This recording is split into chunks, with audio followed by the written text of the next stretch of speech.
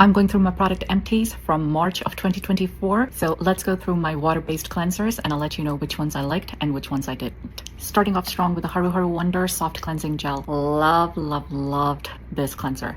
My daughter has fallen in love with this too, and I've got way more tubes than I should have at home because this is all she'll use. I used both of them, and if I didn't want to try other products, I would probably still be using these. They're just so good. Would I spend money on these again? Absolutely. I already have. Cetaphil Gentle Skin Cleanser. I didn't feel like this really got my skin too clean. The only time I used this was after I got my Pico laser done last year, and after about a week of using this, once I could use other cleansers, I promptly handed this off to my husband. So I did not finish this, he did. If you're very dry skinned all over, yes, it works. If you've got combination skin like I do, I've got some dry patches, but I've got some really oily patches, this was a no-go in my opinion. Would not repurchase. This is Regimen Labs Tabula Rasa. It was non-stripping, so if I ever do get laser again, I would probably pick something like this. Super gentle, not stripping for the barrier, rather than the Cetaphil I just talked about. Would I repurchase? Yes. Tatcha Matcha Cleanse. I really liked using this. You can tell from the small size that this was a gift set that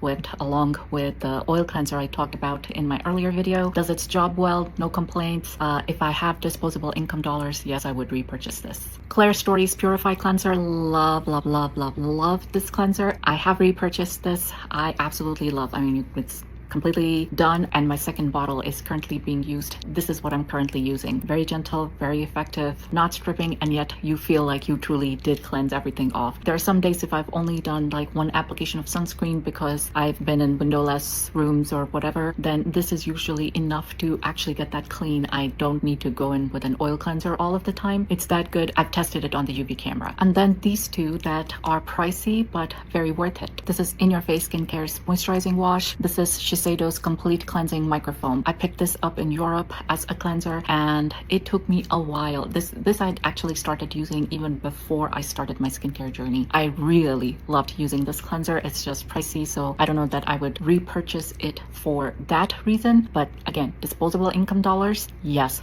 absolutely 100%. And same for this, but with a slight more caveat. This does have an exfoliant in it. It has salicylic acid added in, and I have gravitated away from using exfoliants in my cleansers, which would be why I personally wouldn't get this. But if you're okay with using salicylic acid in your cleanser, especially if you are acne prone or super oily, then this is a fantastic cleanser for you. Everything In Your Face skincare that I've tried has been super high quality, and it takes just the smallest amount. So even though this is pricey, it lasted me quite a while because it really does take the smallest amount to emulsify and go to work on your skin, and it lived up to its name of feeling like your barrier was moisturized and not stripped at all. And last but not the least, this is a cleanser I did not finish. This is Skin's Green Tea Plus Mint Cleanser. It also has salicylic acid as an exfoliant, so why not finish this when I finished the other one with the salicylic acid? My problem wasn't with the salicylic acid per se. It was the fact that the mint in it was so strong that it actually bothered my eyes,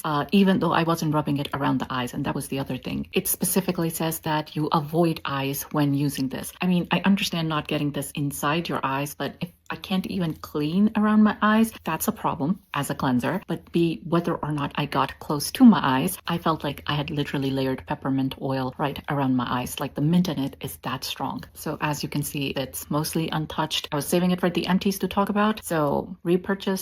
Sadly, no. Last are the Soonjung Etude pH 6.5 Whip Cleanser. So I got the first of these, and I think I used about a quarter, maybe a half a bottle, and my husband started using this and he's fallen in love with it. This is his go-to cleanser. Like, he's got another bottle of it that he's currently using, and he always needs a backup. So I've got one that's actually in storage for whenever he runs out of this.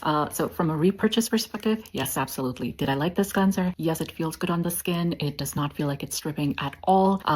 Do I prefer my Claire Story Purify to this? I personally do. That doesn't mean this is bad at all.